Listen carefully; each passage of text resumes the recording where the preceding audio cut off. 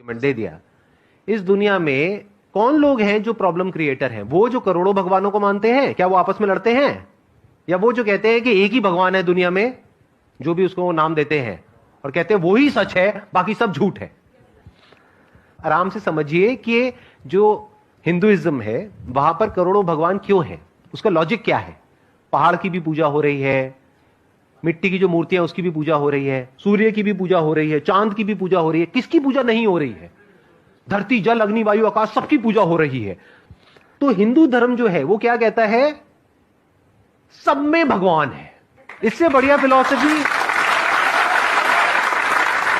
इससे अच्छी फिलॉसफी हो ही नहीं सकती, इससे ओपन फिलॉसफी हो ही नहीं सकती। मतलब आप भी भगवान हो, आपसे भी जब मिलते हैं तो ऐसे करके मिलते हैं। मतलब क्या कि आपके अंदर का जो भगवान है उसको मैं प्रणाम। देखिए, हर धर्म के अंदर अच्छे लोग होते हैं, कुछ बुरे लोग भी होते हैं। कुछ बुरे लोगों के वजह से धर्म के सारे लोगों को गलत नहीं कहा जाता। मिसाल के तौर पर हिटलर एक ईसाई था, लेकिन हिटलर ने 6 मिलियन यहूदियों को जिंदा जला दिया। इसकी वजह से हम सारे ईसाइयों को, क्रिश्चियनों को, पूरी क्रिश्चियनिटी को हम गलत नहीं कह सकते।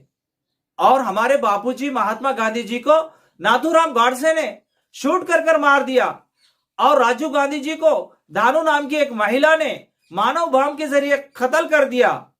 तो हम हिंदुइज्म को गलत नहीं कह सकते।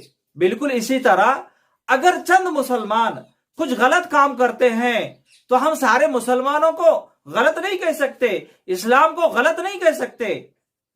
देखिए, कोई भी इंसान कोई गलत काम करता है, बुरा काम करता है, तो उसे फौरन सजा होनी चाहिए, धर्म को देखे बगैर। आज दुनिया में इस्लाम को बदनाम करने की कोशिश की जा रही है, लेकिन इस्लाम की तालीम यह है, इस्लाम यह कहता है कि तुम पानी को अपनी जरूरत से ज्यादा मत बहाओ। तो ऐसा इस्लाम इंसानों का खून बहाने का कैसे इजाजत देगा?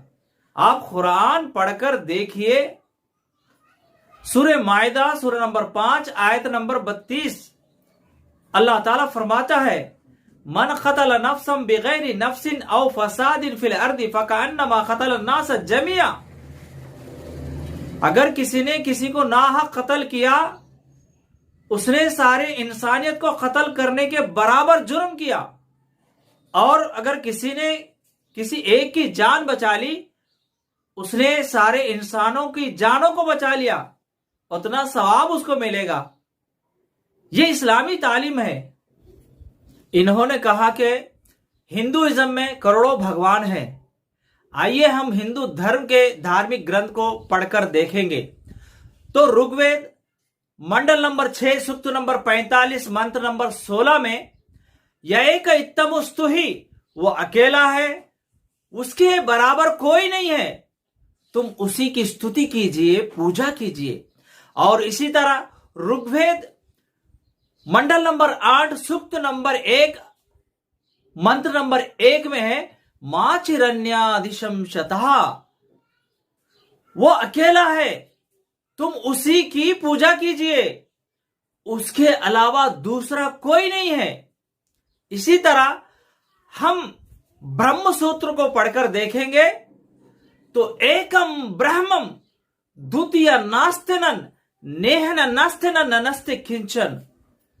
वो ईश्वर, वो ब्रह्मा, वो क्रिएटर एक है, दूसरा नहीं है, जरा बराबर भी नहीं है।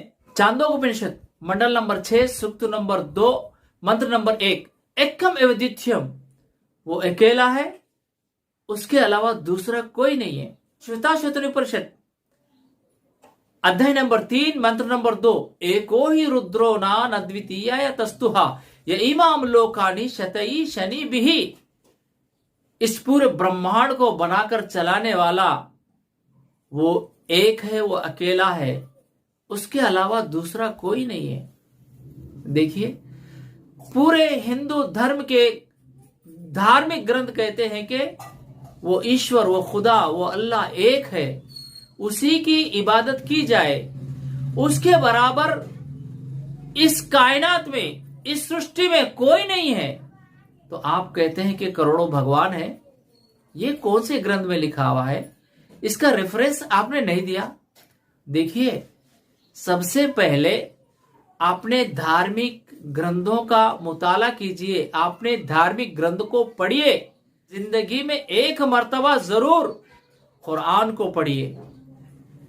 इंशाअल्लाह आपको हक क्या है, सच्चाई क्या है, आपको मालूम पड़ जाएगी।